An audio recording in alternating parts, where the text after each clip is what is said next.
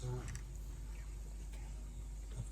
very much appreciation that we all would like to express to you, having come together to mark this special occasion of beginning Sangha life in Sangharama in the northern part of Haryana, which is blessed with a lot of inheritance by the Lord Buddha, as it was the Kuru country. The Kuru country, as you know, the famous town of Kurukshetra. We're in this area of the Kurus, which already at the time of the Buddha were renowned for having good sila and being very polite and respectful. So the Buddha was able to expound the Dhamma very directly and particularly emphasize practice, because the practice of meditation, satipatthana, does rely on a lot of other factors to be in place. For example, a pure heart on the level of keeping sila.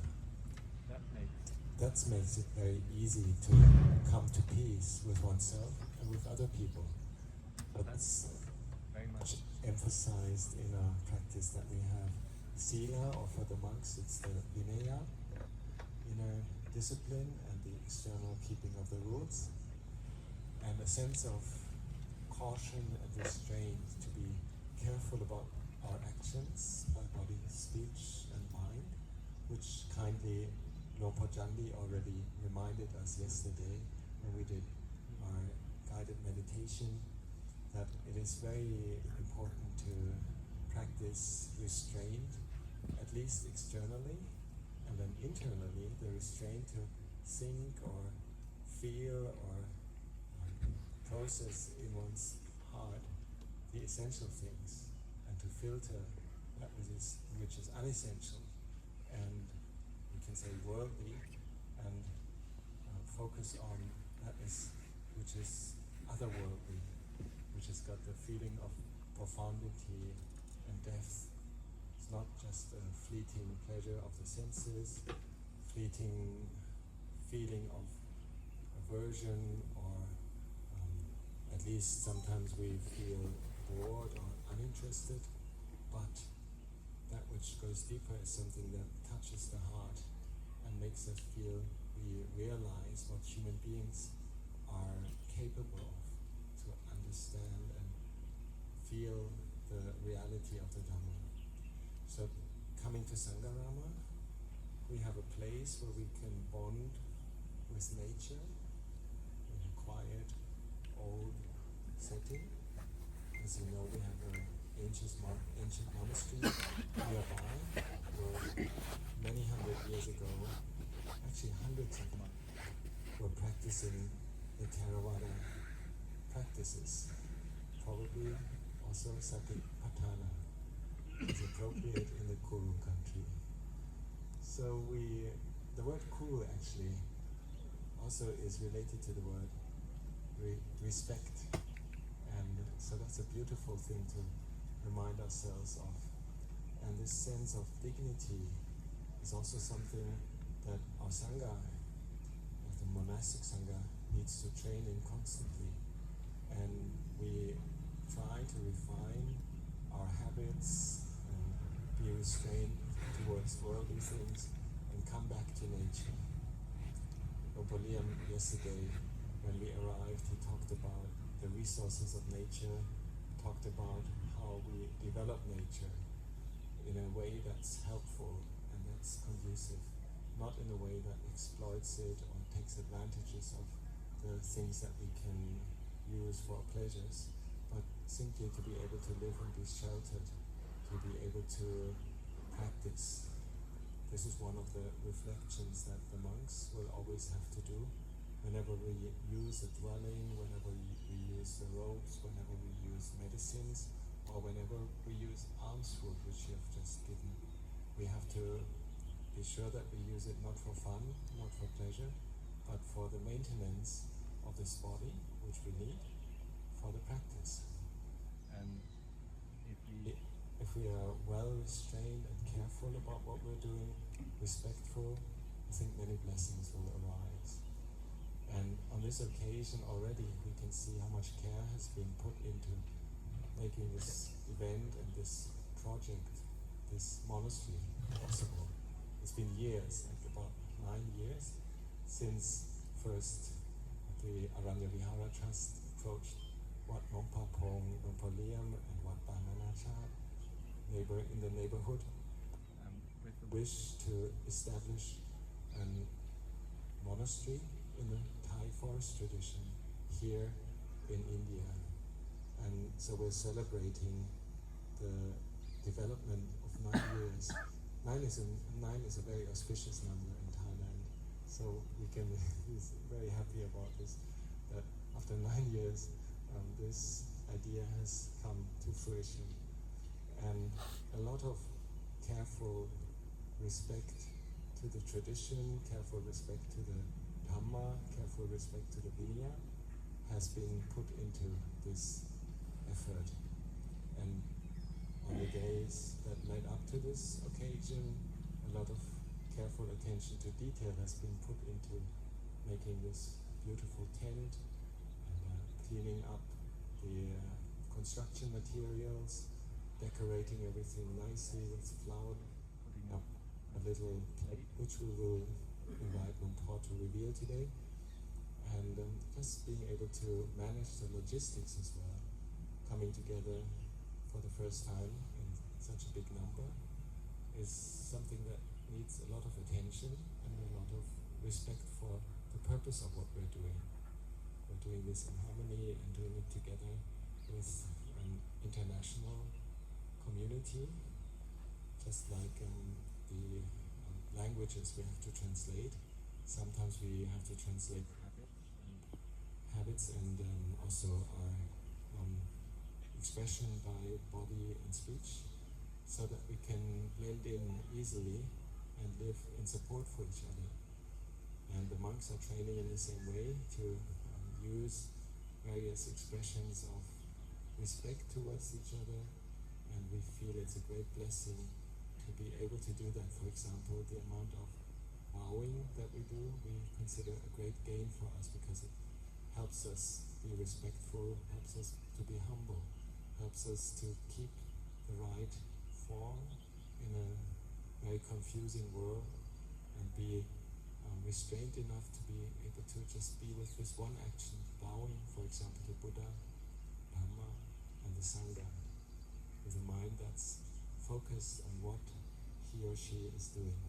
It's just a wonderful thing to be able to practice in these small steps. And sooner or later, the small steps add to a long path. And then at the end of this long path is something that we all desire.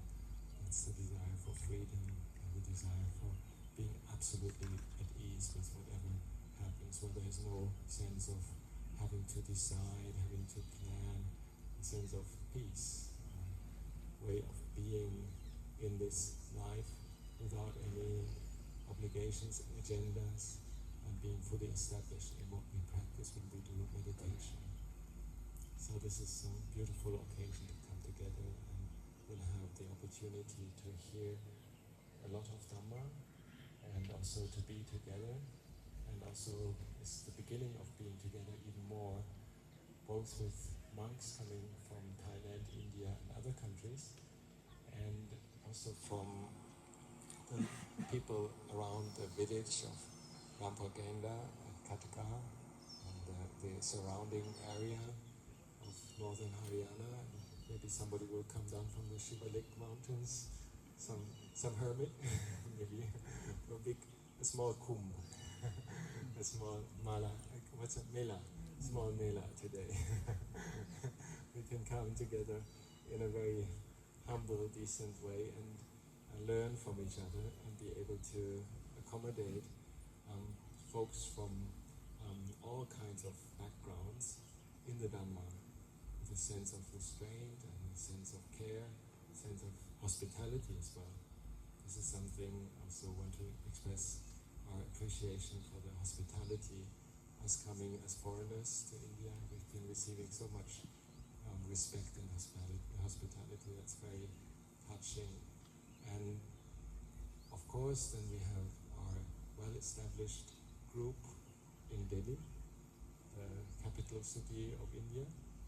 And also it's spread out actually. It's not just in Delhi, it's also in many other big cities in India. For example, Nagpur or Hyderabad or Mumbai, Aurangabad, Jaipur. Like a lot of people coming from various places. We're just learning the Indian geography as newcomers here. From Himachal, coming down from the mountains.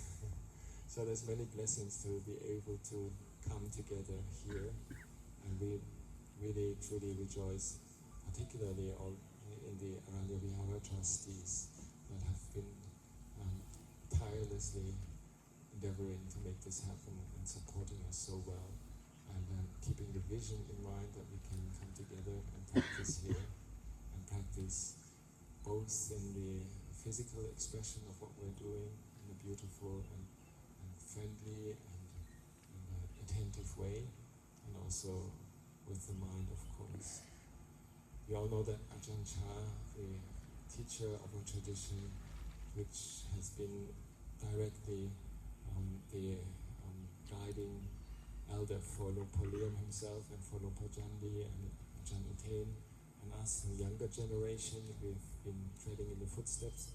He's always been emphasizing that everything is practice, whatever we do, whether we bow, whether we go to the bathroom, whether we eat, whether we talk, whether we climb up a little hill, whether we meet sunlight or freezing cold weather. It's all practice and it's all part of nature, and we learn to integrate this into our experience so that we can be at peace with everything that happens and see that all of this is natural. As Lumpur Liam would say it's Tammada.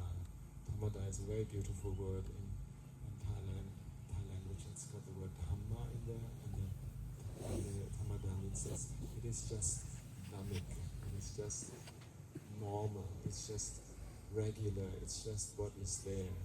It's nothing to be expected more than it is, and it's not to be belittled, but it's just the Dhamma. The way it is, that would be what Lumpur Sumedho extracts from this word, Dhamada. The way it is. And actually in colloquial Thai, it means to be normal, to be humble, to be an average human being on this world, and we humbly commit ourselves to this when we come together. We come together in a beautiful way of not differentiating from our birth or origin. This is something I always emphasize at Wat Pananachat. We have many nationalities and we're all in it together. And for example, for somebody like myself coming from Germany, I feel actually a bit late in my development, been losing a lot of time with external things and superficial things from a modern way of life that these days I would say is not so essential. At the time, of course, I was fully involved in it. And now I feel, okay, let's go back to the essentials, come back to nature, live in a forest monastery, and go back to the Dhamma. And I believe very much that in present-day India, this Dhamma, these roots, are very much apparent, and they sprout up in so many places. There's so much interest of people that already have a very good inclination to the Dhamma by their upbringing, by their culture, by the centuries and over 2 million years of Buddhist history in India. So that's something that's very touching, that we come back to Mother India, the motherland of the Buddha, where we can feel, wow, the roots are still nourishing us, and they can sprout, and we can come from wherever we come from, whether it's north, south, west, westerners, easterners, can all come together here and practice in the same spirit. So I've got high hopes that Sangharama will be a place for people to be peaceful and at ease, be in the Dhamma, and integrate all kinds of things that appear in this world now, and bring them back to the essential, which is the Dhamma, which is life in the Dhamma, life in nature. So I offer this for reflections on this morning before the opening and offering ceremony in this afternoon.